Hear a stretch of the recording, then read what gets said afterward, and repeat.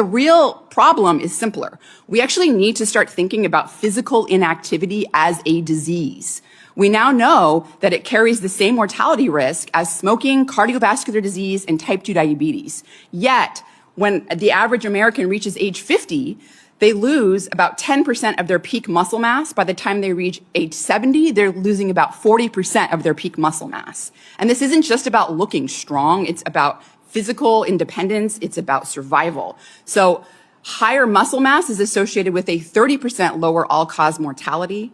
Grip strength is actually a better predictor of cardiovascular-related mortality, the #1 killer in the United States, than high blood pressure, and yet nobody talks about it. And strength is also associated with a 42% lower dementia risk. And yet we think of resistance training as an add-on, as a luxury. It is not. It is a fundamental pillar of aging.